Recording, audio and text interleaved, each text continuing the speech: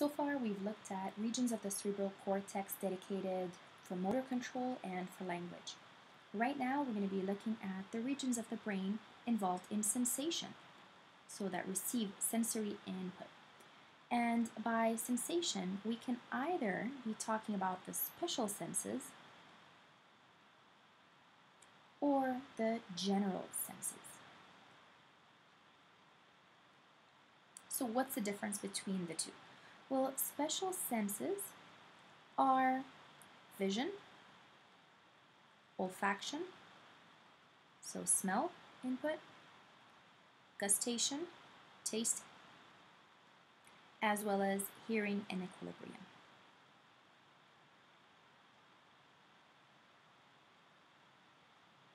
As for general senses, here we mean somatosensory. And so this type of input is going to involve touch,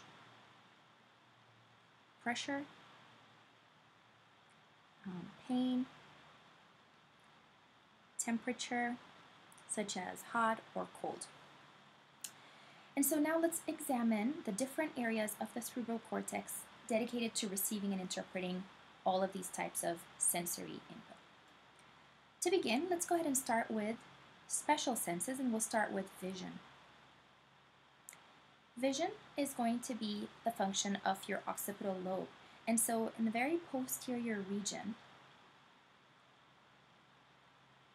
vision is going to be interpreted in two areas. So we have the primary visual cortex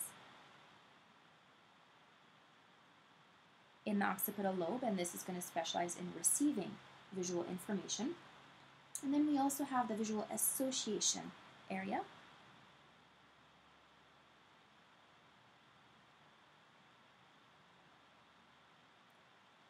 to interpret and process this information. Let's move on to olfaction. So olfaction is actually going to be received by part of the temporal lobe and the inferior region of the frontal lobe.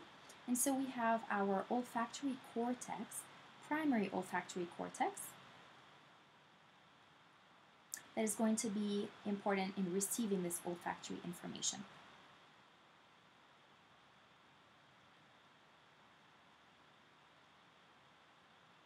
So that's going to be on the medial, so inner side of the temporal lobe. Can't really see that from this lateral view here, as well as the inferior frontal lobe.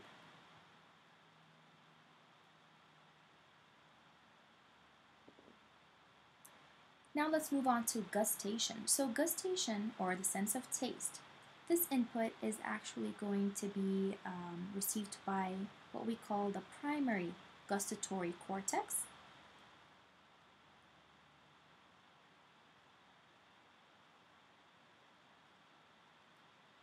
And as you can see here, this is the post-central gyrus, which we'll be discussing shortly as part of the general senses function.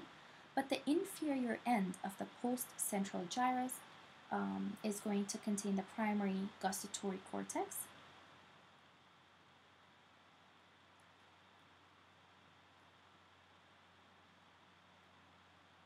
And it's also present in the insular lobe, which is deep to the temporal lobe. And so this is the sense of gustation. So receiving and interpreting taste information.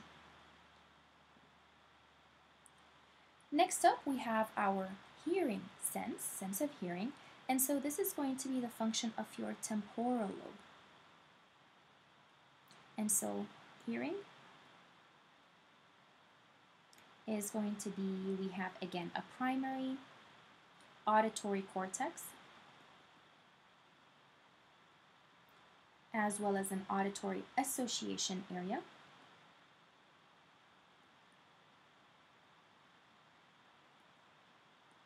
For interpretation of the auditory messages.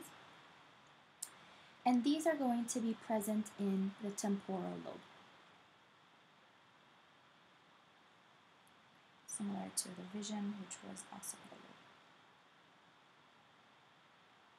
lobe. So you have special lobes designated to receiving visual information, that would be occipital, and then you have the temporal lobe responsible for receiving hearing or auditory information. Now, equilibrium information, signals from the inner ear for equilibrium project mainly to the cerebellum.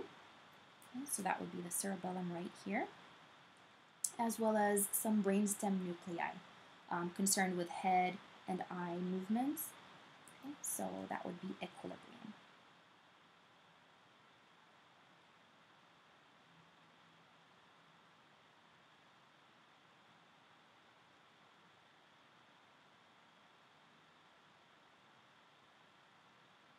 And finally, let's go ahead and talk about the general senses, so somatosensory information. Where does that information come in? And so the answer here is going to be the parietal lobe. So the parietal lobe has to do with your somatosensory information. And so we have two areas in the parietal lobe designated to receive that input. The first one is going to be the gyrus or the bump located posterior to the central sulcus. And so we've seen that in the previous video we've outlined the central sulcus, and we've discussed it as being the borderline between the frontal and the parietal lobes. And so this time we're going to be looking at everything posterior to the central sulcus because that would constitute the parietal lobe. Okay, until you get to the parieto-occipital sulcus, separating the parietal from the occipital lobes. All right, so this bump, the gyrus, immediately posterior to the central sulcus, this is what we call the post-central gyrus. Just like the one anterior to the central sulcus was called the precentral gyrus, dedicated for voluntary motor control. And so what is the significance of the post-central gyrus? Well, this is going to be the region that we call the primary somatosensory cortex, because it receives all of this touch, pressure, pain, temperature, stretch information. Now, after the input is received at the primary somatosensory cortex, then information is going to travel to the next area that we call somatosensory association area.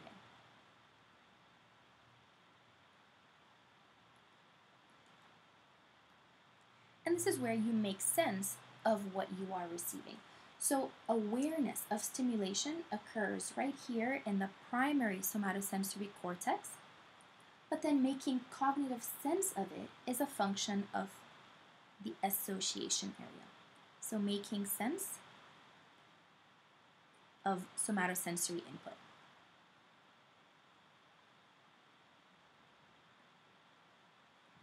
And then the last note is that this primary somatosensory cortex, this is also where we have our sensory homunculus. So we've seen this term previously, homunculus, when we were discussing the primary motor cortex as the motor homunculus. And so this is the same concept, but now dealing with sensory information. And so what this means is that the hands and the face in this area, because hands and face are the areas that are the most sensitive, they are represented by a much larger region of somatosensory cortex than other areas of the body, such as the trunk.